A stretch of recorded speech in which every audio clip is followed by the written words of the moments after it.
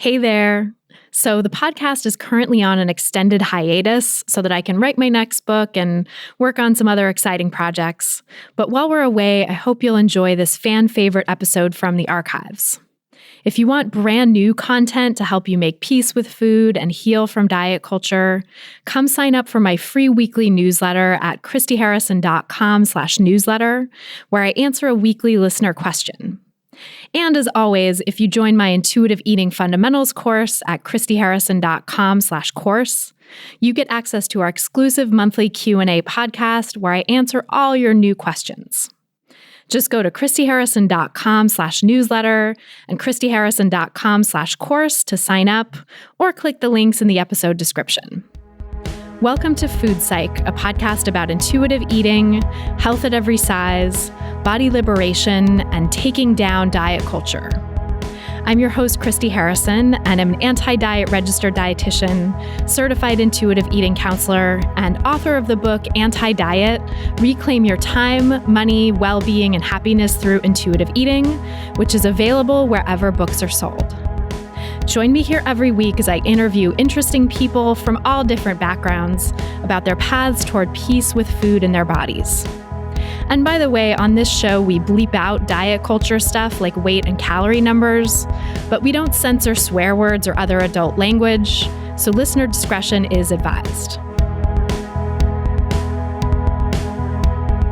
Anti-diet revolution, we're for health at every size. Eat the foods you like. Food Psych. Hey there, welcome to episode 185 of Food Psych. I'm your host, Christy Harrison, and today I'm talking with Kristina Bruce, a health at every size life coach and fellow anti-diet activist. We discuss how disordered eating can affect relationships, how to find self-trust and self-acceptance in recovering from diet culture, how diet culture shows up in spiritual communities, why health and well-being is about so much more than diet and exercise, and so much more. I can't wait to share our conversation with you in just a moment. It's a really good one. But first, I'll answer this week's listener question, which is from a listener named Kate, who writes, "Hi, Christy. I work as a counselor at a military college. Not surprisingly, a good number of students that I see, both women and men, are struggling with body image, disordered eating, and compulsive exercise. To be sure, many of them arrive at school with complicated relationships with food and their bodies already, but compounding those are the strict and in most cases unrealistic body mass index standards required for military service, standards that were made even more restrictive in 2017. In addition to physical fitness tests, students are required to undergo regular measurements of their height and weight. And if students don't meet the standard with these initial measurements, they are then subjected to the quote-unquote tape test, which measures a student's neck, waist, and hips. It has been described to me as humiliating and shameful. As part of my work with students, I lead groups on intuitive eating. As you've probably experienced too, this information is often met with a degree of skepticism, but more than that, a massive sigh of relief. That there is another way to interact with food in our bodies comes as welcome news after so many years spent at odds with them. Recently, though, one of the participants, clearly consumed by restriction, racked by the diet binge cycle, and so curious about this new way, said, "It all sounds good and I wish I could try it out, but I can't. Height and weight is next week." She found the possibility of letting her body figure out its natural weight terrifying if it meant that all she worked for, namely a military contract, would be lost. We talked about the alternatives, more restriction, more binges, and possible development of an eating disorder if she's not already there.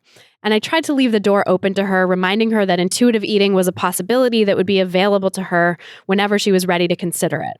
But the fact remains that yes, her natural size may well be above the limits required by the military. Maintenance of the weight that her body really wants to be and emotional freedom may well mean that she must reevaluate her role in the military. But it seems so unfair that she should have to choose between those things. So my question is a hard one, I'm afraid. Short of sharing the message that all bodies are good bodies, that our bodies can be trusted, and that there is no place in any culture, military or otherwise, for weight stigma, is there anything that I can do? The military seems like a machine that is too big to challenge, much less convince of reasonable changes. And I'm sad to think of my role as one that challenges my clients' capacity to fulfill their long-held career goals. But do I have any choice? Any insight you have or inspiration you'd be willing to share would be much appreciated. Thanks, Christy. So thanks, Kate, for that great question. And before I answer, just my standard disclaimer that these answers and this podcast in general are for informational and educational purposes only and aren't a substitute for individual medical or mental health advice.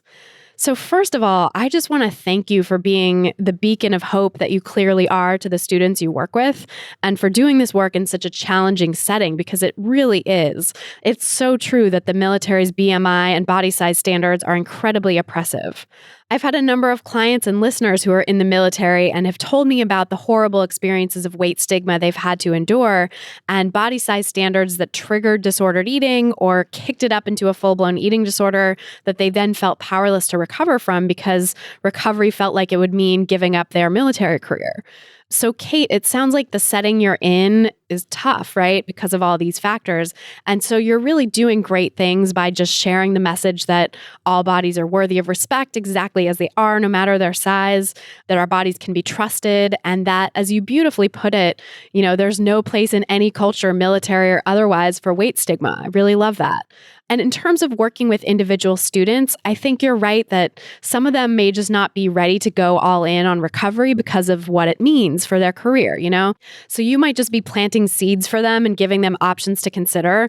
And hopefully at some point, some of these folks will realize that their well-being and their ability to recover from disordered eating is really worth fighting for, no matter what happens to their military career. And that if and when they don't meet those ridiculous BMI standards, there are plenty of other fields out there that they can work in that don't require them to sacrifice their mental and physical health. And everyone deserves to have work that supports their well-being and doesn't compromise it. But because I know there are such harsh financial realities that people have to deal with, sometimes that doesn't happen for a long time. Sometimes people go through their entire careers staying in a place that compromises their health and well-being. And maybe also for some of the students you counsel, they'll decide like, okay, I'm going to work in the military for X number of years until my college is paid for, or until I've acquired certain skills that I'll need in order to transition out of the military into a different career or whatever. And then I'm going to leave, and then I'll find a field that supports my well-being. And sadly, some of your students may not have a choice in that because their eating disorders might get so bad that they have to leave and go get treatment. So there's all these things that could happen, right? At the individual level, there's lots of different ways it can go.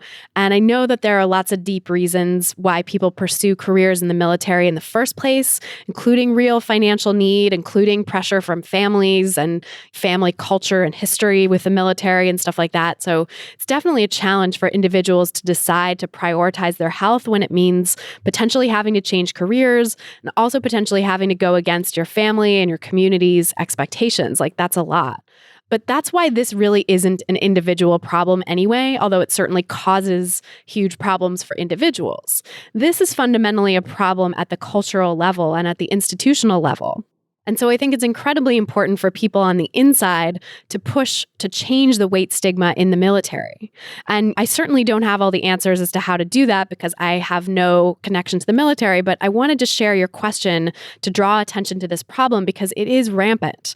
Like there are millions of military personnel in the US alone and millions more around the world in different countries who are struggling with some version of this in their own countries too, because diet culture is really an international phenomenon now. It's something that we've exported from the US to, the rest of the Western world, basically.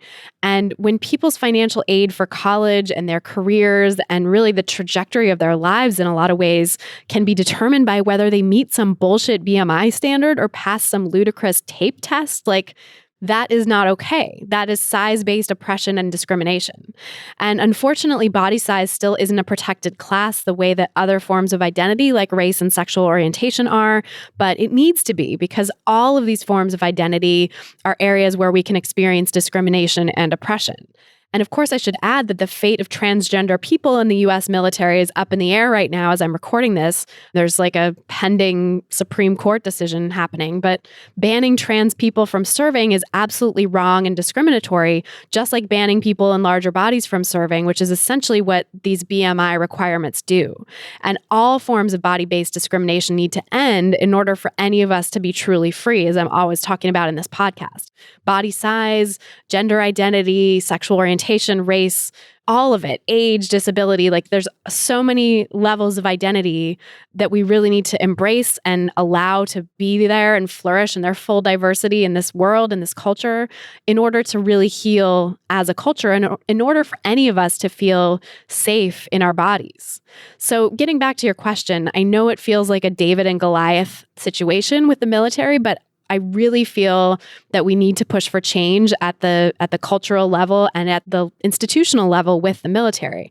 And again, I'm not sure exactly what that looks like because I have no sort of insider knowledge of how the military works, but I know that I have a number of service members listening to this podcast. And of course, Kate, who asked the question, is also in a military institution. And I'm sure there are other folks listening who are involved with the military in some way too. So I bet if you all start mulling this over, you might have some intuition of how to move the needle, not that it has to happen overnight, but just I wanted to put this out there into the world for all of us really to start mulling over and thinking about, because again, this affects millions of people in the military and it's not okay. And it really is causing rampant levels of disordered eating and body distress among this population. So I will say that, of course, the military is definitely like a conservative organization that is very set in its ways. And in terms of adopting new ideas, it would fall into the category of what Fiona Willer called the laggards in her episode of the podcast, episode 157. So in that episode, we talked about how these big institutions like, the Academy of Nutrition and Dietetics and certain universities or healthcare institutions or the military are just so set in their ways because the people at the helm are so set in their ways. And they're just these institutions with so many years and decades and sometimes centuries of kind of institutional setness, that they tend to be the last to adopt new ideas or new technologies, like, for example, health at every size. That's what Fiona and I talked about in episode 157. And you all who are listening to this are the cool people, really. They're the early adopters, who are hip to new ideas and willing to change and grow. You wouldn't be listening to this podcast if you weren't. And, I'm one of those early adopters too, out there like pushing for change in this way. And all of us pushing for change like this, we really will start to move the needle and start to move the culture to a more size-accepting place over time. I have no doubt that that is going to happen, even though diet culture is a big beast, even though that's a David and Goliath situation too, right?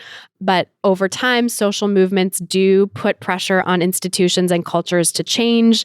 And I think that's what's going to happen for our culture overall. But institutions like the military will be among the last to change because, again, they tend to be the laggards, these big old institutions that have so much history behind them. They don't tend to budge unless they're really pushed to.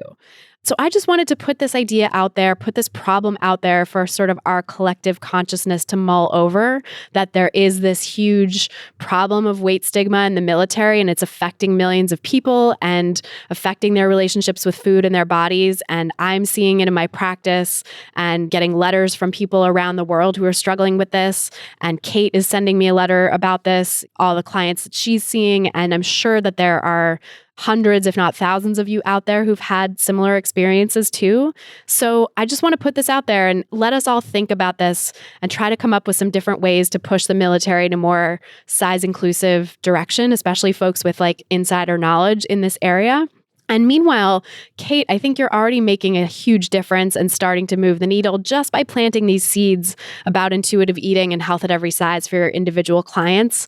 Because I think those seeds, you never know when those are going to germinate, right? When those are going to sprout for those individual folks.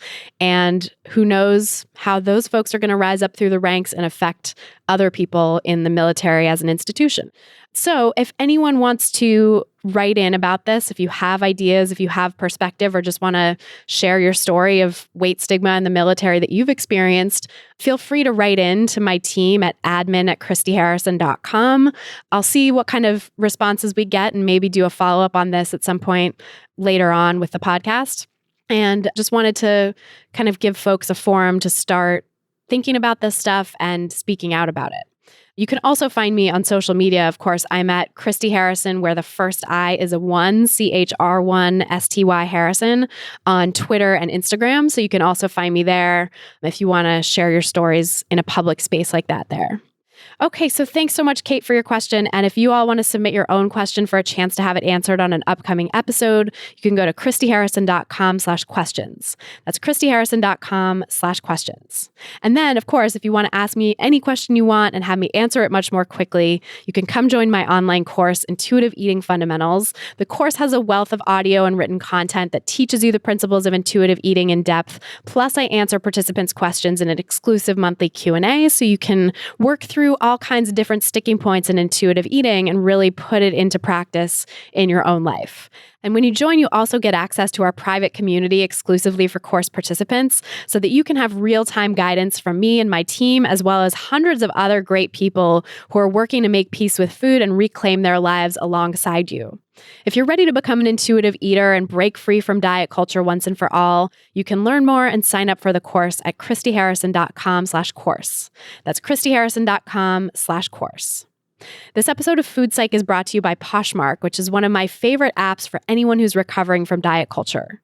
On Poshmark, you can shop from millions of closets across America, which is a great way to make sure you always have comfortable clothes that fit your body, whatever size it is now, at an affordable price. And Poshmark helps you sell the stuff you don't wear anymore so that you can trade in those triggering clothes in your closet for some cash in your pocket. They have a great range of brands across the size and gender spectrum, including a huge selection of plus sizes, so definitely check them out.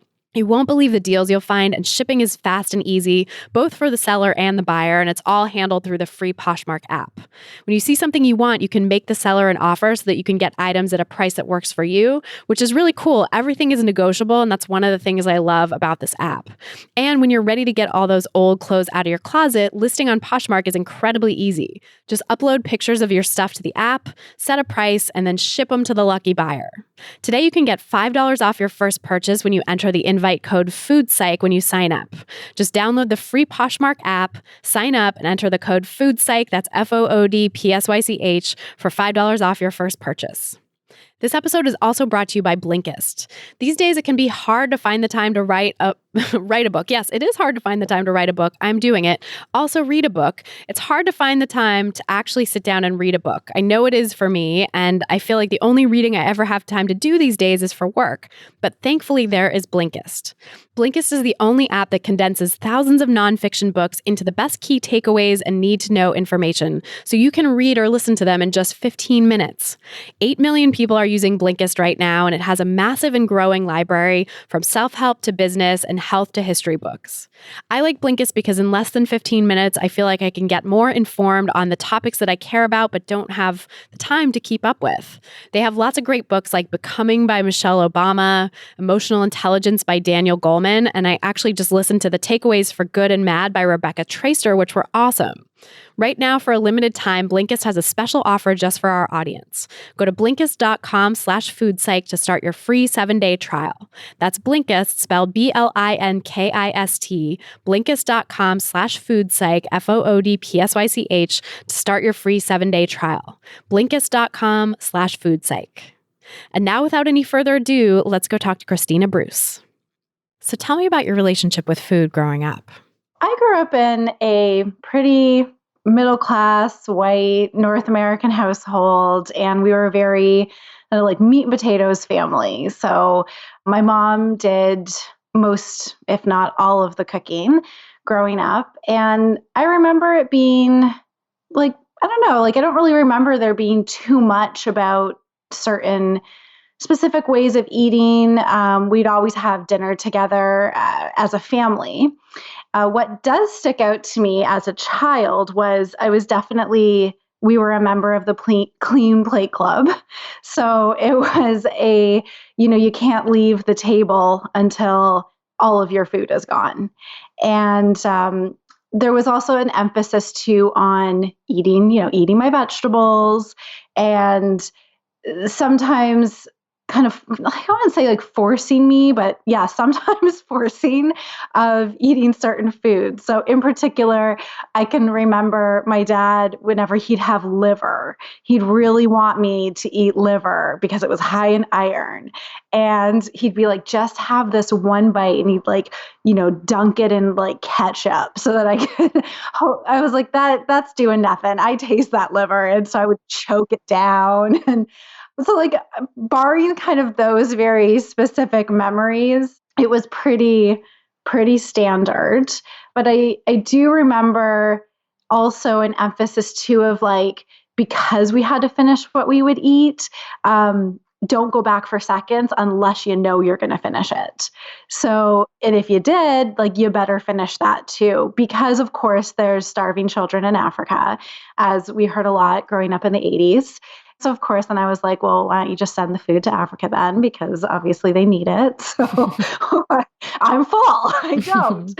But it was sort of that mentality. And it was also to finish your dinner before you have dessert. So we didn't eat a lot of dessert, but it was very much like a special thing. So I don't really remember having like a lot of chips or cookies or that kind of stuff around the house. And when we did, it was like really, it was important. Like I was really fixated on it. So if we ever had things like fruit roll-ups, it was always like, I want all the fruit roll-ups because I didn't know when they were going to come back again. So definitely, I mean, I see all those patterns of how they influenced my eating as I got older. Yeah, that like scarcity mentality a little bit, even though it sounds like there was no overall food scarcity and you were fine in terms of food security, but like the fun foods were scarce. Exactly. Yeah. And I do have a memory of going over to kids' houses and seeing like cupboards of just, it was just like, oh my gosh, like this is your cupboard all the time? Like they'd have cookies and like, yeah, just like all the stuff, all the good fun foods. And that was pretty scarce in my house. So I certainly wasn't lucky enough to always have food, but it was definitely scarce on the fun foods. And why do you think that is? Was there like a health mentality in your family? Did your parents sort of think that was like bad food, quote unquote? Looking back now, from what I know, it's likely because my mom was always on a diet. So I never heard it much from my dad, or I never really heard them overtly say, like, this is bad food or you shouldn't have this. It was more like you need to eat your dinner first. So that kind of thing. These are snacks or they're only for special times. But I think it wasn't in the house because my mom was always on a diet. And I didn't know that when I was young, but looking back now, that absolutely would be the reason why. That's interesting. So you were sort of shielded from it. Like you didn't hear the messaging around her being on a diet, but it was affecting how you related to food basically in this sort of indirect way. Yeah, and I can really see too, looking back, how my relationship too with my body was in the same way. So it was interesting that actually not that long ago, my mom shared with me that her and my dad really made an effort to not comment on our bodies or to not say anything about our weight. And it's true, I don't remember them doing that, but my mom was always concerned about her weight. And I think my dad was also too, but he just didn't talk about it as much. That's interesting because you heard, and I know there's research recently that's come out showing that even if parents talk negatively about their own bodies and not just about the kids' bodies, that kids will pick that up. Like kids, internalize that as meaning something like you have to police your body size or you have to worry about what your body looks like. Yes, I just saw that actually. I think that piece of research just came out not too long ago, and it really struck that chord with me because I was like, oh my goodness, that's what happened. It's like they didn't overtly talk to me about my body that way. But I mean, I did not have a great relationship with my body growing up, or there was always this insecurity around it. And I can see I probably picked that up from being in a family. And it wasn't just my mom, like it was all the women in my family too. None of the women in my family are thin. They're all in naturally larger bodies, but spent their entire lives trying to make their bodies smaller. So I definitely picked up that message strong as a kid. Yeah, that makes so much sense. Because of course, if someone is in a larger body and saying like, this is bad, I shouldn't be, I need to shrink it. It's like, you're going to get that message even if if they're not telling that to you. Yeah, absolutely. I mean, a memory is coming to me right now of when my mom turned 40. So I would have been, I'm trying to like do math in my head right now, I guess maybe like 8 or something. And she reached her goal weight at Weight Watchers. And I remember because this was this like goal for her at 40, she was, I guess, gonna achieve this weight. And they gave her, remember, because I was a kid and I thought it was really cool. They gave her this giant gold key. And it was like, I don't know what magic door it was supposed to unlock, like the door to whatever, weight loss is supposed to give you. But she had this key hanging up. And now I know it now, but she was like, and now I'm a lifetime member. And I was like, okay, so I guess you get this key like to forever go into Weight Watchers, and it's some like big deal. But now I understand why she's a lifelong member, because it didn't stay off as diets, tend to do to the body. Right. Yeah. They keep you coming back. Oh, they sure do. So that really implanted in my mind too, that this was like some big achievement that she had for herself. And I was just young, kind of witnessing this. And I didn't, I think, really in my mind put 2 and 2 together at that time, but it obviously had an impact. Yeah, I'm sure. These things just get sort of implanted there and take root much later or germinate underground. And like, you never know when it's going to sprout. So yeah, I think it's really tricky. I mean, I'm not a parent yet. Maybe I hopefully will be one day, but I think it's a really challenging thing to navigate your own body stuff that everybody has in diet culture while also trying to model a peaceful relationship with your body to your kids. Like that must be really tough. Yeah. And I mean, especially too in the 80s when like everybody, 80s and 90s, I suppose, but I remember there, like everybody was dieting. It was just like, they probably thought they were being really good, like about not instilling any sort of body issues with myself and my sister by just not talking about it or not commenting. And I think that did help. I'm going to believe that it absolutely did help. But it's really, I think, I don't blame her for what she did at all. Like everybody was doing it. Yeah, that pressure was so intense. And like, I mean, every decade, I guess every decade since like 1900 has pretty much ramped up in terms of the intensity of diet culture. But I feel like the 70s and 80s kind of reached a new level, 70s through 90s, because I'm researching this for my book. And there's like so much that it's hard to even detail all of what happened in those 3 decades, because it was just like one thing after another, after another, after another, and like all kinds of contradictions. First it was low fat, then it was Atkins, then it was, just all these millions of different things coming on the scene. Because Atkins, I think, even came out before it became a real thing in the 90s. The book was released much earlier, like in the 70s. So it was kind of ping-ponging between low fat and low carb, and just super confusing. Super, super confusing. Yeah. Kind of creating this sense for people that they can't trust their bodies and they have to abdicate that responsibility to some outside source. But then the outside sources are always changing what they say. So what do? You just like jump on the next one and the next one and the next one. So yeah, I remember that too, of people. I mean, my mom dieted definitely when I was a kid, but not like an official diet. It was always just sort of like diet culture version of being quote unquote normal as a woman with food, AKA like quote unquote watching it, just eating smaller portions or whatever. Like that was her form of dieting. But I definitely remember a lot of their friends being on all kinds of different like, Weight Watchers and this diet and that diet and like all these different names of diets sort of being thrown around. Totally. Yeah. Ugh. Yeah. It was a rough couple decades for that stuff. I'd like to say that it's gone, but it's not. But I think it's starting to change. But yeah, anyways, that's a conversation in itself. Oh my God, totally. Yeah. I mean, that's, the whole quote unquote wellness industry and the wellness diet. That's what, the form that it's taking now, which is so insidious and just infuriates me because it hides, it's hiding in plain sight, and yet people don't recognize it because these diets all disavow the word diet. They're like, oh no, we're not a diet. This is just a lifestyle. Don't worry, Oh yeah. It's dangerous. Like, and I have lots of thoughts about that as being a yoga teacher and definitely having lived in that world. Yeah, ugh. Lots of thoughts that I can't even speak them right now.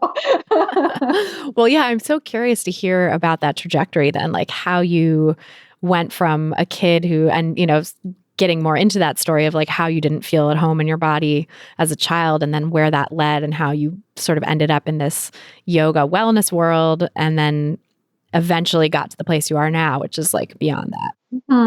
Yeah. And, it's interesting because I remember a time when I felt at home in my body as a kid.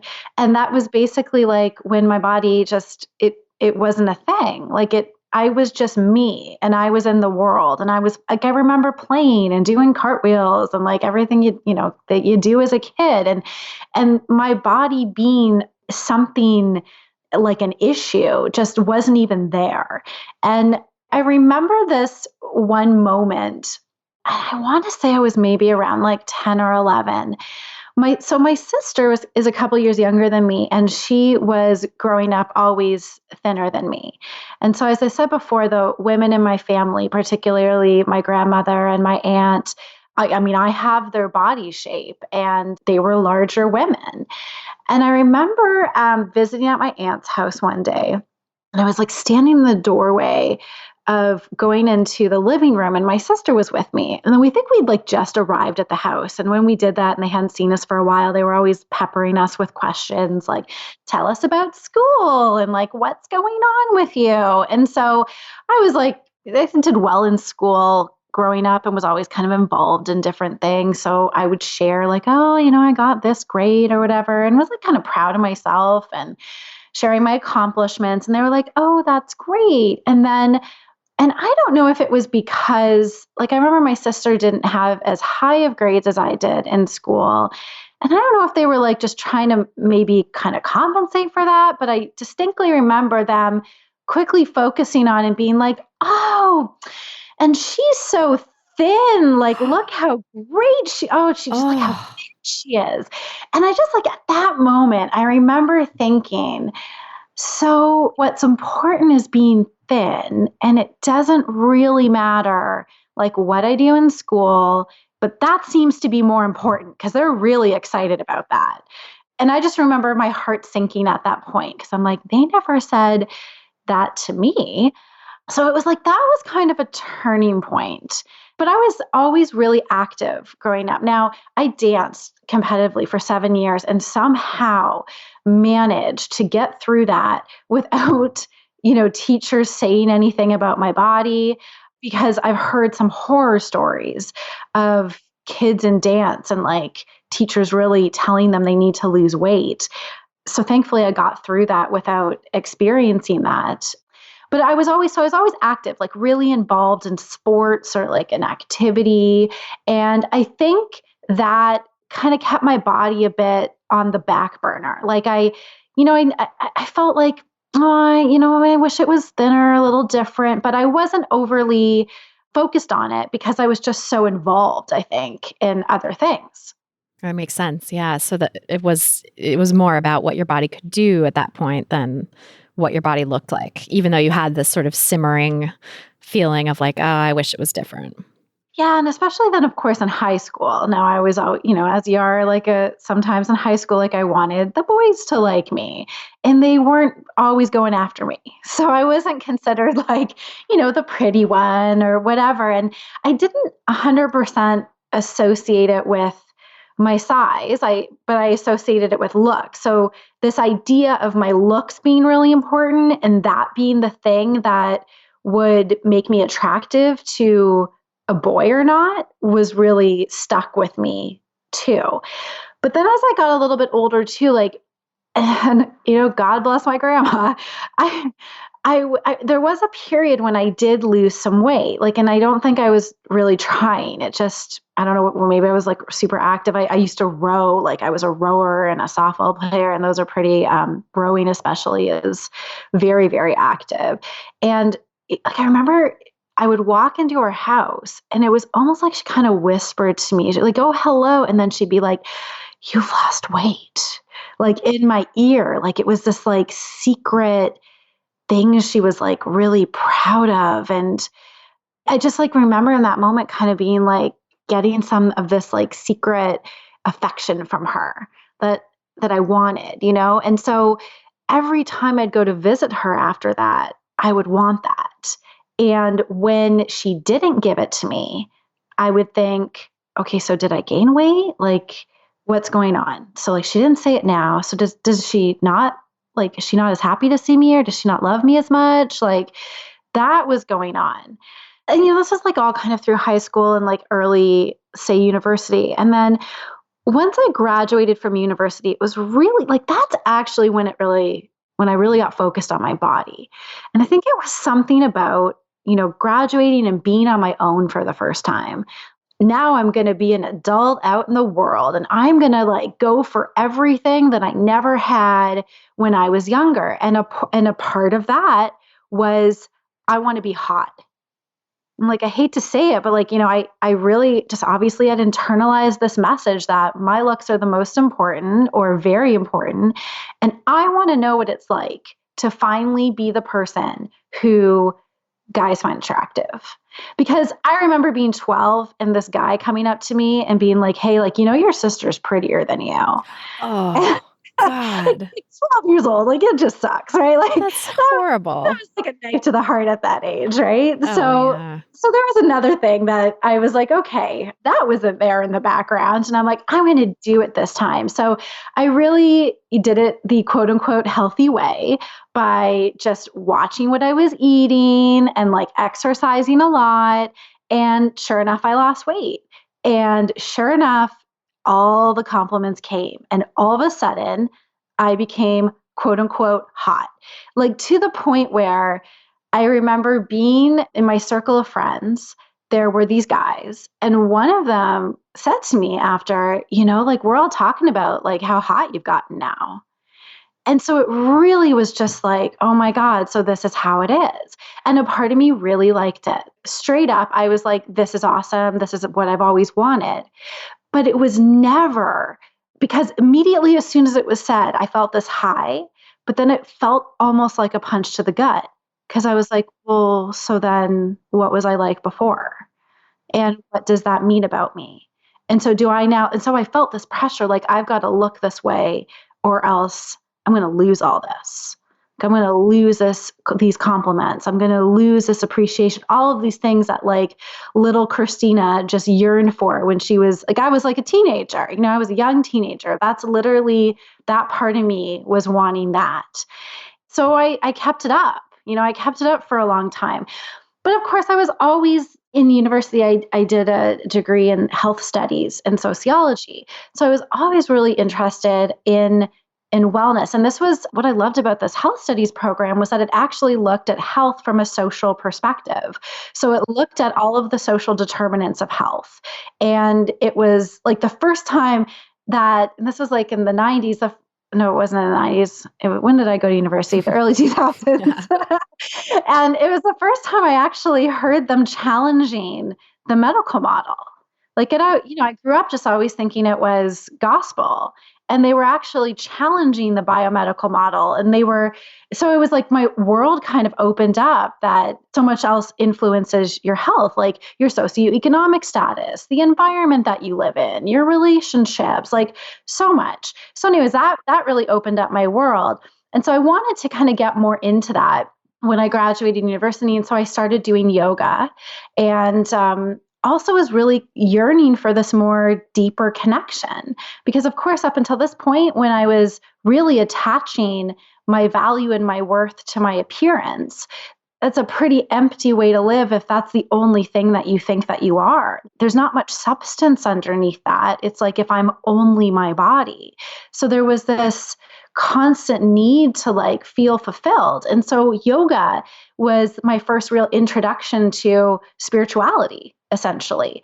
So I became a yoga teacher eventually and just dove right into that world, which is where I was saying like is dangerous, because you're being taught about that, you're more than your body. Like there's this deeper spiritual connection, and it feels like a real safe haven. And everybody just seems, they're welcoming and they're kind. And then you find out about cleanses and you find out about juice fasts and yoga retreats that like incorporate all of this. And then there's, the vegetarianism. And of course, if you want to practice ahimsa, which is do no harm, you can't eat meat. So there's this like guilt factor kind of attached to it too. And it seems all really great. And it is like, I mean, my diet is pescatarian right now. So I eat like fish. I've chosen not to eat meat and that works for me. I don't like meat that much. So that is easy for me to do, but it seemed like the right thing. And I felt like I was doing good, but then I just fell into this well of like, it's just a circle of like going on these juice fasts and like eating nothing. And as much as I felt like I was doing it for that, this was the right thing to do, and this was going to make me kind of more spiritual or feel more connected to myself, it just actually reinforced this idea that, well, now I'm a yoga teacher. And if I want to be seen as like somebody that's teaching wellness, I better look the part. And so I was really afraid of gaining weight as a yoga teacher. So it ended up like, kind of long story short, it turned into an obsession. Definitely disordered eating, bordering at times on orthorexia, like really restrictive with eating, quote unquote clean and no sugar for so long. Like, and and I thought I was addicted to sugar, because every time I was around it, I couldn't not eat all of it. I could not eat all the cookies or the whole box of cereal or whatever it was. And so I thought, obviously, I'm addicted then. So doubled down on that, right? And went even more restrictive. And anyway, so I'm kind of just like getting a little bit caught in where this all went. There was a lot of things that happened, but I would say I ended up meeting my fiance and he moved in with me. And this was like at the very beginning. So we actually met at like a workshop that was more focused kind of on spirituality. And so he met me when I was like in the throes of all of this. And as I kind of got deeper into the spiritual work that I was doing and started living with him, which was great, because when you're by yourself, it can be really easy to just keep super tight control over everything that you're doing. And all of a sudden I noticed like, oh, I want to spend time with him. And that's kind of cutting into my exercise time. Or I want to share a meal with him, but how am I going to do that if I can't micromanage my food? And I started seeing like, whoa, like maybe I have a problem here. And as I got deeper into like doing my kind of spiritual work, which kept calling me to connect with myself, it was like, how can I be connecting and accepting of myself if I just really flat out hate my body and don't accept my body? Like there's some disconnects here. So I was starting to see, it was really affecting my life. I had no idea how much it took over my life. I didn't know, because when you're living on your own and this is your world, you just think that this is normal. But it was when I had another person come in that I was able to see like, wow, this is really all of my life. And when I started thinking like, how can I really connect and kind of feel that love with myself if I harbor so much hate? I was really at odds with it. And that was kind of like when everything changed. That's amazing that you were able to, I mean, it sounds like you were in an environment that really fostered that kind of self-reflection. And so you were able to see it pretty clearly. And also, I think it's like kind of amazing how relationships hold up that mirror too, because I very much identify with that, where this feeling of you notice that your relationship is getting sidelined for the disordered eating, or that you're having to choose between the disordered eating and the overexercise and spending time with the person you love, and like, or other relationships, like spending time with people you love in general. And it becomes so clear, I think, when, especially when you're in a partnership where you live with someone, like you can't escape them, you can't escape. You spend a lot more time with someone, and you're also so much more intimately connected, where they're actually seeing you and with you at most meals, and they're also seeing like how you spend your leisure time and whether you're going out to obsessively exercise because you feel like you quote unquote have to make up for it or whatever. Yeah, it definitely puts a sort of new spotlight on things that, if you're by yourself and you're isolating, it's not as clear. 100%. And I mean, I'm so grateful. Like, I'm very lucky and blessed that he was in my life, that he came into my life, because he also was the polar opposite of me. He had no issues with his food. He was perfectly content to just eat whatever the heck he wanted. And I remember he would like leave his food when he was full. And I'd be like, what? How can you just leave of your dinner? Like, of course, coming from the Clean Plate Club, I had a big problem with that. and I also, and this was the funniest too, I swear if he could just eat like burgers, burritos, and pizza all day, he would be quite content to do it. And he never gets sick. And here I was getting colds all the time and was like fatigued all the time. And I was taking days off work because I was exhausted. But yet I was supposed to be the most healthy one because I was eating, everything that I was told that you were supposed to eat. And yet here he was, like burgers, pizza, burritos, never getting a cold, perfectly content with like no issues around his food. So I was literally being with somebody who was the polar opposite, and it was a shock. And so I think seeing that also helped kind of wake me up out of this and this trance that I was in about, which was 100% diet culture, this diet mentality.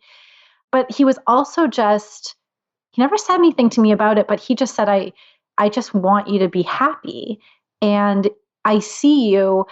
Well, actually, you know what? Now that I'm thinking about this, as I'm talking about, I'll tell you another side to it. He did tell me later that he's not sure our relationship would have lasted if I would have kept doing what I was doing.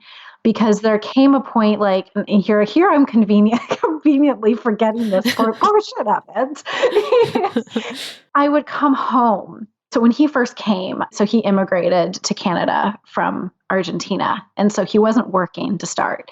So it was really nice. I had like an at-home cook and cleaner for a while. So he would be responsible for dinners. And he would say like I do remember if dinner wasn't ready immediately when I came home, I would lose it. And because I was starving, I was so hungry. And I would just blow up at him, like yell, because food wasn't ready. And my moods were so up and down. And I would weigh myself. Like I got to a point at the end when I was really doubling down. So anyways, so when I started quote unquote loosening up, when he moved in with me because I wanted to like enjoy time with him, I started to put on some weight because my body does not want to be thin. So I literally, it was like keeping a beach ball held underwater. The moment I give any slack, that thing was going to shoot right up. And that's what happened with my weight. So I had to be hyper vigilant about it. And I started weighing myself every day.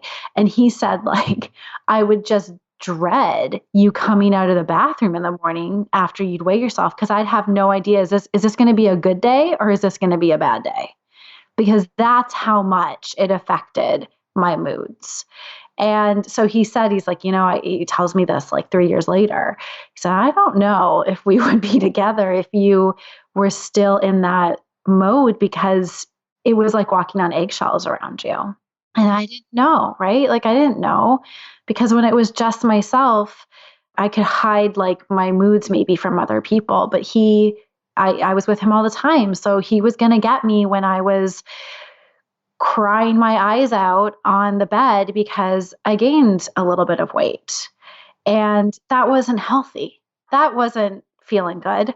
It's so interesting how they tell you, right? Diet culture tells you that like the way to be happy, successful, loved, accepted, appreciated, whatever, like the way to all these things that you want is to shrink your body and be thin or eat quote unquote perfectly, like eat clean, all this bullshit, right? And like the reality becomes so stark when you actually see how it affects your life and affects your relationships, that this lie that you were sold is actually the polar opposite of the truth, and that the dieting behavior, the diet culture behavior that you're engaging in is literally directly harming your relationship and directly taking away from the things that you were promised. Totally. And like, the thing is that in diet culture, what we really get and what we're seeking is that external appreciation and praise from people. And that's so stressful to try to keep up. So I remember like when I was active too, I would get some comments at work like, oh, you've lost weight. And then again, I'd have that moment of like, oh, yay, I guess I'm looking good. And then fear would just kick in. Got to make sure I keep and I wasn't conscious of it. See, this is me looking back, right? Like I have moments of thinking about it. Like I would be like, okay, I better keep this weight off. But when I look back now, like I was so stressed, and stress it ain't really good for your health. It's really bad when you're chronically stressed, and dieting is chronic stress. It's like a hum under the surface of life, I say. That's what it is. It's so subtle. But yet that's what's happening when you have to be hyper vigilant all the time about what you eat. So when I was with my fiance at the time, he's so loving. I'm very lucky to be in the relationship with him. So loving, so accepting. But it came to a point where I don't know what it was. I think actually what ended up happening was one day I was doing a search, how not to emotionally eat. And I came across Isabel Fox and Duke's website. She has great SEO for that. I feel like she's really like, thank God, because she can capture people who are in that place and like desperate and actually need what she's giving instead of what diet culture is selling. Yeah, I got to connect with her on that, how she does that. But thank God for that, because I remember firstly coming across it. And that was actually my first sort of seed that was planted. But I remember looking at it and saying, oh, I can't do that. Oh, what? No dieting? Are you kidding me? Like, I can't control my weight this way. Sounds great. Sounds great in theory, but I can't do it. But it's what got me more open. And I started coming across more and more stories of people who were fitness professionals or fitness models. And they were like, and actually I was anorexic and I was deeply unhappy and unhealthy, but you wouldn't know it because I quote unquote looked fit. So I started hearing these stories and started seeing like more of myself in it. And that's when I came across Health at Every Size at this time. And I started reading it. And that's why I came across your podcast. Thank God for your podcast. And just started absorbing this information. And I remember like standing in my apartment one day with my fiance saying like, that's it, I have to stop. Like I'm cold turkey, I'm stopping dieting. Like that's it. I got rid of my scale. I tried to get rid of my scale like years, like three times. It took this to finally get rid of the last one. But I said, I'm going to stop. And I just dove headfirst into anything I could find that was body positivity. That's when I found intuitive eating. I just listened to podcast episodes of everything I can find. And just, that's what really like started to carry me through to get me to the point where I was like, and that was a good, 2.5, 3 years of it. But it took that and it was a huge emotional roller coaster. Because I was coming up against then all of the fears, all of the insecurities, everything that made me want to diet in the first place, all of these feelings of not good enough and like thinking that I was only worthy and worth it if I was in a thin body. But I was able to, thankfully, through many different ways, thankfully at this stage, like I had a very regular meditation practice. Like I got deeper into, I was doing regularly a process. I don't know if you've heard of it. It's called the Work of Byron Katie, where you question beliefs that cause you stress. And so I used those tools, and slowly but surely I was working with a coach, was able to, get to a point where through the weight gains, through the different size changes, where I really started getting roots and said, it has nothing to do with my size. I don't care. And actually at one point I went back to dieting for a week. That's how long it lasted. And I so clearly saw, it was like I walked back into a cage and said, okay, I'm going to do this. And I was like, oh, wow, this is restrictive. And I was like, nope, you just can't do it. Like I like rationalized it with myself. Like I was debating. I thought, well, maybe if I do, I'll increase my calorie limit to like this much. That's a health. That's way more than I was doing before. This is fine. This way I can manage it. But I still saw, nope, like the mental space, the anguish over counting the calories, which is what I was doing. The constant, again, vigilance, it just, I was like, I'm done, like, no way. And I was actually happy to have that experience because it showed me so clearly how restrictive it was trying to manage my weight. And when you're in it, you just don't know. Yeah, totally. And I think that's really valuable to point out too and to share. Like, thank you for sharing that, because I feel like sometimes people, like listeners and my coaching clients and online course participants and stuff, will be like so distraught about the difficulty of it, right? Like the drama of giving up dieting in diet culture is no joke. Like it's legit really hard.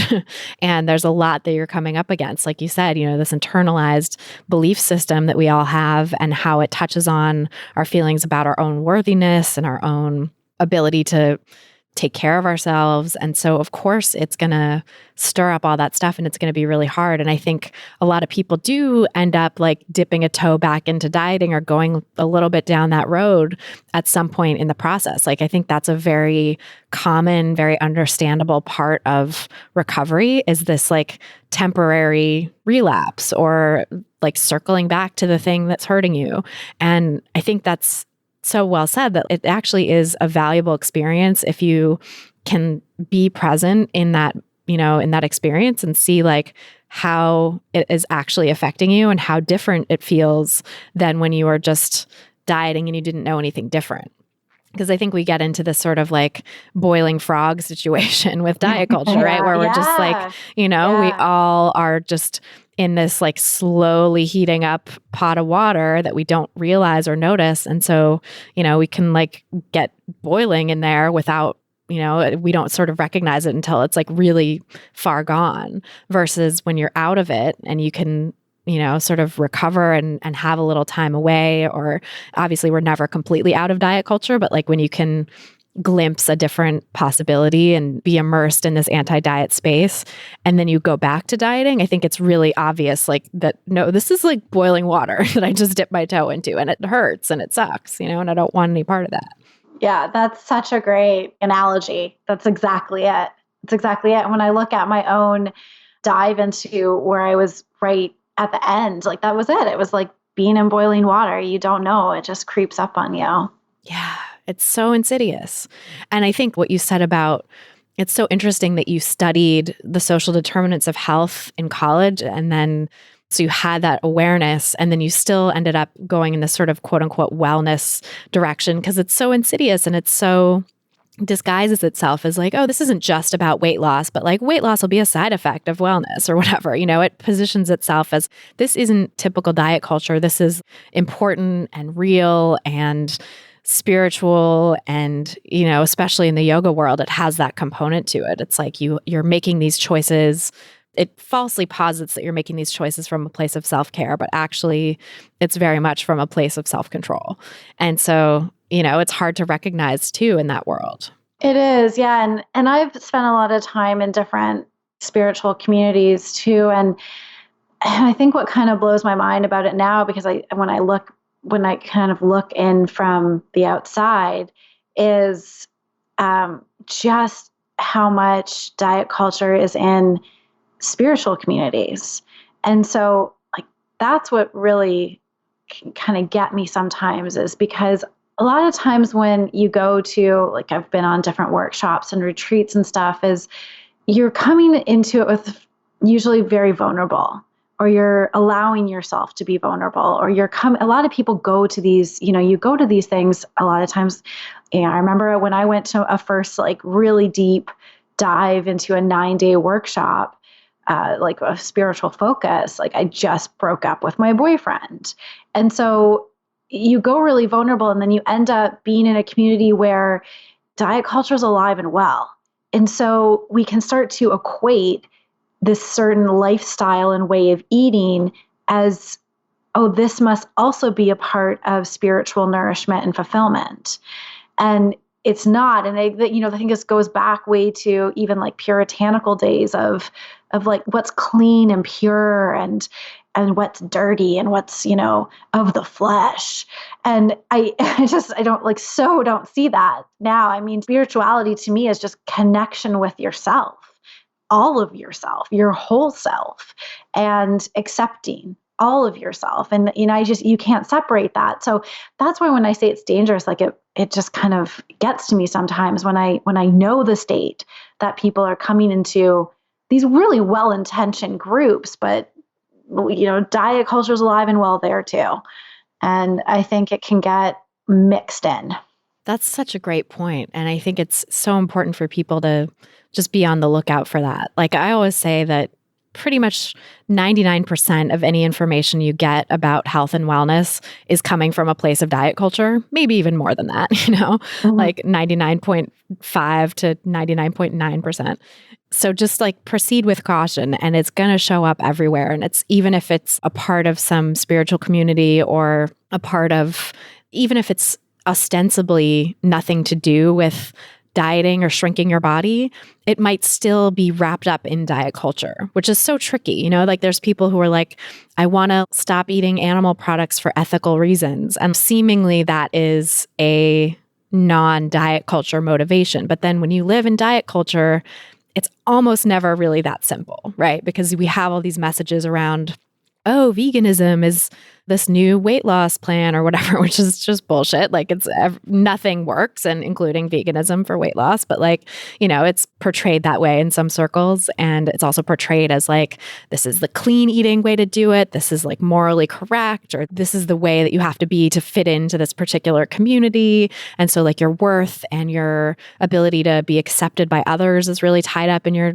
food choices. And so it's never just as simple as, for some people, when they've really done the work and they, it's, I think, a very small percentage of people, but if you've really done the work to uncover diet culture in all of its sneaky forms, and you're making that choice, I think it's possible. And I have some people that I've worked with. I can think of 2 coaching clients and 1 online course participant that are in that boat where it's legit for ethical reasons. They've really explored and really unpacked. But like that's out of probably thousands of people that I've worked with in some way. And so it's a really, really hard thing to do. So I just think no matter where you are, no matter what the context you're in, diet culture can pop up. And maybe don't, like it's easy for me to say now, but I was very much in this myself before too. But looking at it now, I sort of advise people, maybe don't be surprised when that happens. And maybe don't be so quick to say, oh, maybe I should try this because it's this XYZ person, it's this person in this spiritual community, or it's this person that I trust in regards to this other area of my life who's telling me to do it. Because even if that's the case, even if it's someone that you trust in other arenas of life, what they're bringing you is still just the same shit. It's just the same thing repackaged or delivered in a different form, but it's not going to be any more effective than all the other myriad diets that are out there. Yeah. And I'm just, you're talking about that. And I'm like thinking right now of some really well-known people who are, sort of spiritually focused, who are out there on Facebook and social media talking about the latest diet that they're on, and they have millions of followers. And I'm like, oh no, just like it's the same thing. And what I find so interesting, and like why I'm just, sometimes I sit here and I'm like, how are people not making this connection is that, but hey, I didn't make the connection until now. Same, yeah. Is we talk about, especially in these spiritual communities, we talk about like listening to yourself, coming home to yourself, accepting yourself. And I'm like, well, how can you do that if you're following external diets and rules and taking cues from everybody else but yourself? Yes. It's like we talk about trusting ourselves, and yet we don't do it with diets. It's like, oh, but anything but the diet. just trust yourself in every other area of your life, except what you feed yourself, except how you move. Like, it makes no sense of like how there's a huge blind spot here. Right. Yeah, it's an area that I think just because culture is the water that we swim in, as I think David Foster Wallace maybe was one of the first to point out, we don't see it because it's everywhere. It's what we've been steeped in, it's what we've been raised in. And for so many people, I think, who haven't had the experience that like you had or that I had, where things just got so bad with dieting and disordered eating that you had to come to terms with it. For people who've just been in that slowly increasing temperature water that didn't quite get to a scalding boil. And so they're like, okay, cool, I can stay here, Those folks, I think, are often the ones who are giving these uninformed messages without recognizing how harmful it can potentially be. And they may never become aware because they may never have enough of a personal experience of it to recognize like, oh, this is actually really detrimental. I hope they'll become aware. I hope that this podcast and your work and my book and all the other things that are out there talking about diet culture might eventually make their way to those folks. Like, I'm thinking of those same high profile people too, that are like, self-help authors and self-actualization, they're all about self-acceptance and spirituality. But yeah, it's this glaring spot where they just do not get it. Yeah, totally. And I had to go through a real process of learning to trust myself and to trust my body. And it required, it's like a pendulum swing, right? Like I was so far on the one side. And so when I let go of the pendulum, I swang all the way to the other side, where I was like eating everything that I didn't allow myself to eat. Like I remember I ate and sometimes pints of Haagen-Dazs like every day for 3 weeks. And I was like, I'm not stopping until I really feel like I don't want anymore. And that was hard, sometimes to do that, but I did it. And I think the problem is that when we do like move and exercise and eat fruits and vegetables and grains and all that kind of good stuff, it does have an effect on us and we do feel better.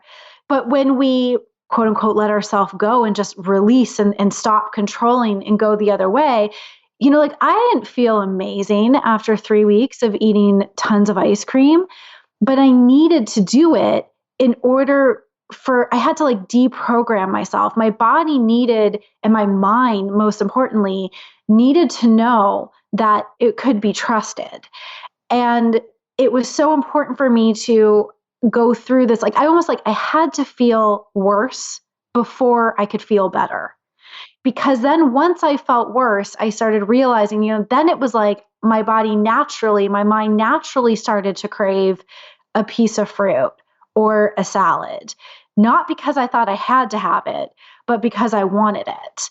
So it can be so confusing because it's like, yes, food has an impact on how we feel, but we attribute it then to this kind of diet. So it must be the diet that's making us feel good. But yet it's like we can feel good, but if we allow ourselves to let go enough so that we know what feeling good feels like for us. So it will mean that, I don't just eat ice cream all day, but I have it and I know I can have it whenever I want now, but I'm not religiously following some external plan anymore because I've found what works for me because I trust my body that it will get what it needs and my mind will ask for it when it needs it. But I had to go through this really murky place of not knowing what was what. So I find like when people let themselves off their diets and then they're like, well, yeah, like I ate all this crap now and now I feel like crap. So of course I need to have the diet. I feel better when I'm on the diet. It's like, yeah, but like if all I ate was like pizza for a week, I probably wouldn't feel that great either because I want something different.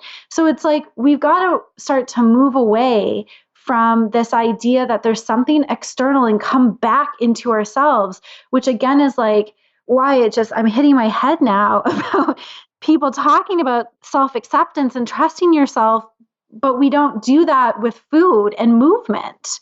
And it's the same thing happened. Like I stopped moving, I stopped exercising for a while when I started this too, because I needed to know what felt good again. And now I'm like back, I think now it took me a long time to find a balance where I started to get to a point where I actually stopped minutes into a workout I was going to do this morning. I started this DVD I do, or not DVD, whatever it is now, MP3s. And I'm like dating myself. And I was doing it for minutes. I was like, I'm tired. Like my body's tired. I quit. I was like, nope, done. Not happening. And I didn't have any anxiety about it. Maybe like a flash, right? Because I'm going to be honest. Do I still get moments where I'm like, oh, I want to be thinner? Yeah, I'll have a moment like that.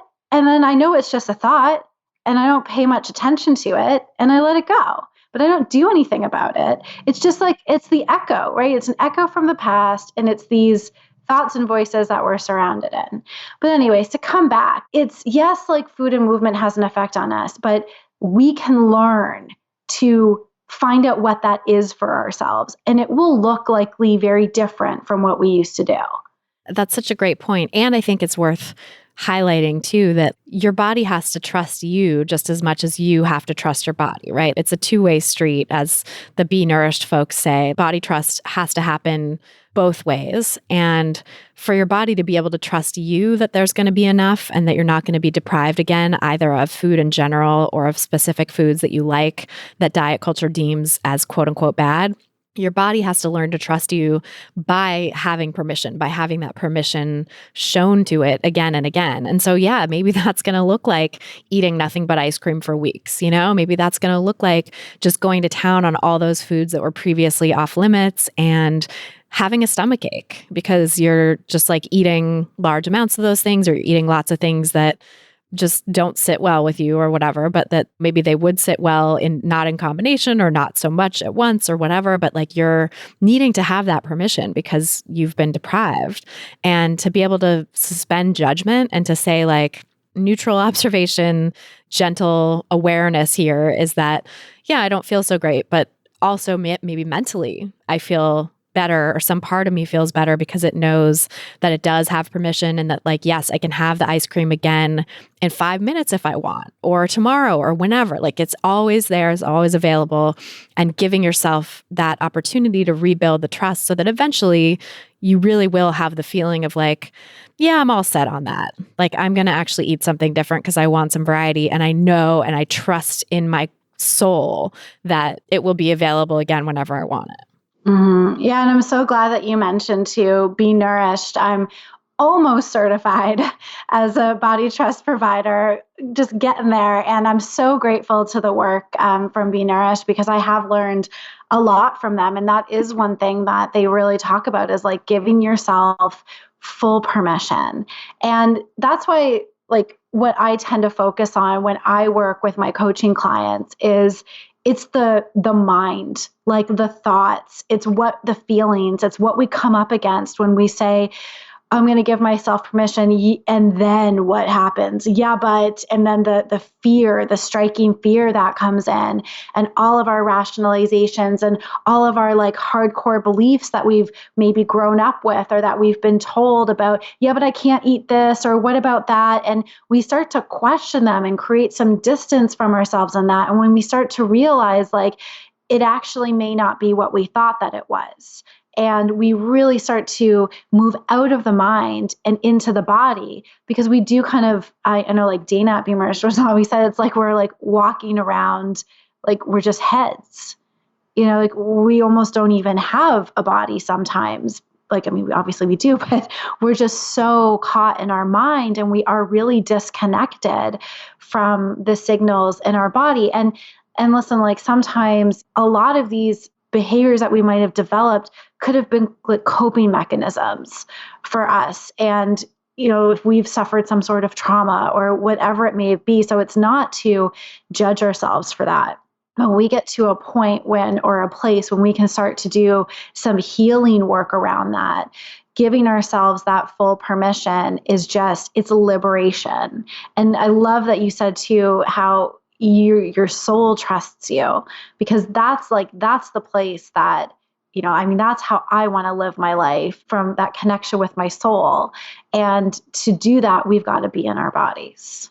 Yes, that like body soul dualism is really just a fallacy, right? Like we are connected to ourselves and our souls through our bodies. That's how we show up in the world. Mm-hmm. And to be able to reclaim the embodiment that is our birthright, and to be able to be in our bodies without judgment, without fighting, without shame. That's like really what we all deserve. And going back to your story where you remembered a time when that was the case, that's the case for little babies when they come out, and hopefully people can have some memory of that when they were kids, of like a time when they just were connected to their body and in their body and enjoying their body and what it could do, or what it could allow them to participate in the world, without any judgment on what it looks like or how it functions or how it's quote unquote supposed to be. And I just really hope we can create a society that can allow people that birthright once again and not strip it away from them at some point, usually in childhood or adolescence, or for those lucky few people, adulthood, like us. It's like wherever it happens, it happens, and it's extremely sad and unfair and unjust. It is. And that's why I'm so grateful to so many people who are moving this work in the world, like through your podcast. And because we do live in a fat phobic world and a world of weight stigma. And the thing that, I tend to focus on with myself is we can keep putting this out there, and you are helping, and we, are helping to change minds. But in the end, what I also really like to focus on for myself is I can't change other people. And, is no matter how hard I may like spout this message to somebody, if they're going to do what they're going to do. So what I like to focus on is, how can I really work to find that acceptance that I crave from other people within myself? Can I keep dipping into that well, that reserve within myself, where I can find that self-acceptance, that self-appreciation that exists within all of us? And yes, I believe that we want to find communities and people around us who support us and accept us for who we are. My partner, my fiance, I'm so grateful to him. Like, he started dating me when I was in a thin body, and I'm in a larger body, and he thinks my body is so beautiful. And even more so, like I was saying, he saw a picture. We were looking back, and like those old pictures that pop up sometimes on Facebook. And I showed him this picture, and he was like, "Oh my God." He's like, "You look like you weren't eating enough." And he said, "I just feel like you're in the body that is you. Like, you've grown, you're in yourself now." And when somebody, you have that connection, like they love you for who you are. And I think it's so important to have those people that you can around you, or find that support around you, and to still come back to yourself and say, the most important people, like for me, the most important person that I want to find acceptance from and appreciation from is me. And so I'm going to keep doing that work for myself. And I keep guiding people when I work with my clients to come home to themselves and to be like, you have the answers within you. You can trust yourself, and to make yourself to find your best friend in yourself. Because no matter what, like, we're still going out there in this world where it's still fat phobic right now, and it is changing, and we're going to make that change. But what can we do to find that home within ourselves too, amongst, this external messaging? Yeah, that is so well said. And I think that's like really probably the biggest thing for me too in my recovery, both from disordered eating and from just like negative patterns in relationships and other areas of my life, was being able to be a friend to myself and learn to have my own back and learn to be my own advocate. That was really hard to get to that place, because I grew up with a self-critical lens on everything. And it was always about like, I'm not doing well enough. How could I be doing better? And just constantly picking at myself. And, I still fall into that sometimes for sure. Like I'm now at least aware of it when I'm doing it. And I can be like, okay, like let's maybe not talk to ourselves like that. Let's maybe do something else.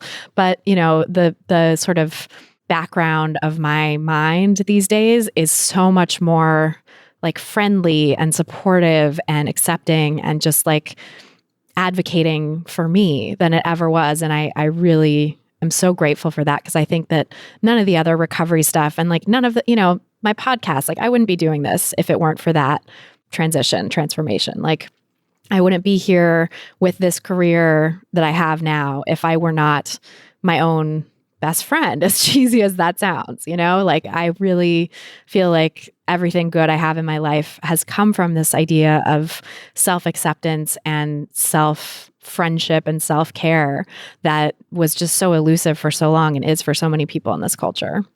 Totally. Yeah, I completely resonate with that. And I think that that's so beautiful. And in diet culture and following these diets, like it's a setup for failure. It's a setup for invoking shame when you fall off of it. And I mean, that's just the antithesis of self-love and being your own best friend. It's like, it's really hard to be your best friend when you're constantly shaming yourself. Totally. Like that's a frenemy. That's not a friend. That's like a mean person, mean girl or mean person. Like it's not good. Yeah, we have an inner critic in there, and they're trying to like, they're kind of well-intentioned in some ways. They're trying to protect us from the criticism, but it's just unfortunately going in not the best way. Right. Not a helpful way. Yeah, maybe it was adaptive or supportive at one time in life, of course, when like caregivers were criticizing you and you had to be one step ahead. I get it. I get that, part of you sort of developed to cope and function. But like at a certain point, and especially in adulthood, now we don't really need that anymore. And in fact, it tends to hinder more than it helps. So yeah, learning to just be like, thanks, but no thanks. I've got this, with your own mind, I think is really helpful. Yeah. And it's just, then our world just opens up to us and we can actually start to seek that support that we've needed and start to live the life that we really want to live when we have that support within ourselves, like our own little cheerleader or that space of kindness. I just found is really difficult when we think that our bodies need to be different than they are. So difficult. And so difficult when we think our food and our exercise needs to be different too. Because it's like, again, like sort of abdicating those choices and outsourcing those choices to something outside ourselves and saying like, better, diet culture, better than I do how to feed or move or be in this body. Yeah. And the thing too is that there's so much like fear and almost like power given to food. So it's like, yes, like I was saying earlier, food does have an impact on us, but it's a fraction of an impact of what else impacts us in our world. Like I was saying, the social determinants of health, like the biggest factor of determining somebody's health is their income level. And especially in the US, when it's a for-profit healthcare system, if you can afford it, great, you'll get yourself some good healthcare. But if you can't, there's a challenge there. And the stress that comes from that, and the state of somebody's relationships, or are they living in an environment that maybe doesn't have as clean air as it could? Like all of these things impact somebody's health, but a lot of it can feel out of our control. So we end up just zeroing in on the things that we can control, which is our food. And then there's all of these just misconceptions that get put into what's food. Like I was reading the book, The Gluten Lie by Alan Levinovitz, and it was like, oh, so at one point, everything was bad. And it's like, we've just gone through this cycle of at one point, this food was considered like the holy grail, and then this food was considered bad. And he literally just goes through all of it. And I'm like, we put so much emphasis and we think that we make or break our health with food. But our well-being is so much more than what we put into our bodies. And I use that example of like my fiance who 3 years, Christy, and he's not been sick. Wow. 3 years. And I was like, when I was dieting, I was getting colds like every 3 months. And I swear to God, he ain't eating a lot of vegetables. I'll still, I'll be like, can you please just eat a green? He's like, I'm allergic to greens. But it just goes to show like we are nourished. We are vitalized by so much more than just food. That peace, if we can reduce our stress, if we can like ourselves more, if we can have practices that start to get us out of our minds and into our bodies, that's going to create health for us. Not if we ate a hot dog or chips. Like, I feel way more nourished now allowing myself to eat chips and whatever the heck I want to eat than when I kept those off limits. And actually, I get a lot less colds now that I'm not freaking out about, eating like before when I was just only eating like chia seeds and smoothies or whatever, which I don't even like anymore. I know, me neither. And it's kind of amazing how the supposed wellness diet is actually not leading to wellness. Like when you really look at these sort of these pieces of evidence, like I was also so much more chronically ill when I was dieting and restricting my food and cutting out all kinds of things and trying to do the quote unquote wellness thing than I am now. Like I mean, I still get sick, but not nearly as much. And I still have Hashimoto's thyroiditis, never goes away, but it doesn't hinder me anymore. I'm not laid up or tired and falling asleep and, falling asleep at events and stuff the way I used to be. So yeah, it's just a completely different place to be and so different than what diet culture and its new guise as the wellness diet would have you believe. And I love that you have your fiance as like a living everyday example of that, just like, wow, yeah, it's okay to eat, pizza and burritos and like hot dogs every day or whatever. And that you're still going to be okay. Yeah. Yeah. And because we really need to broaden our scope of what is health and what is wellness. Like it is not just food and exercise. That is a small component of health and wellness. Tiny. Yeah. And like, do we really want to be spending our whole lives like this being, 80% or, I don't know, 60% of our focus? Like we do it because we think, oh, we want to be healthy and live long, but what are we missing out of? Like, are we living if we're so fixated on it? Like, this is what brings joy to you. And like I always said, like chia pudding does not bring me joy. And maybe it may bring somebody else joy, but it is not. It's like, I like to think of it as like, like Marie Kondo, the KonMari method is like, does this food spark joy? Yes. And that's kind of my philosophy now for how I eat is does this bring me joy? Because I want my life to have more joy in it. And that goes to my food too. And it ain't going to kill me if I eat chips or chocolate bars or whatever it may be. Yes. So well said. I love it. Well, I could talk to you forever. This is so amazing. But can you tell us where people can find you and learn more about your work? Yeah, sure. My website is Kristina Bruce, so Kristina with a K, KristinaBruce.com. And I'm also on Instagram at KristinaBruce_coach. And I have a Facebook page and a YouTube channel. And usually one of the resources that I tell people to kind of find out more about my work is I have a free body acceptance jumpstart guide that you can download at my website, where I give some kind of tips to get on the ground and run in towards the body acceptance journey. I love it. We'll put all those in the show notes so people can find you. And thank you so much for being here. This was a real pleasure. Oh, thank you so much for having me, Christy. So that's our show. Thanks again so much to Kristina Bruce for joining us on this episode, and thanks to you for listening.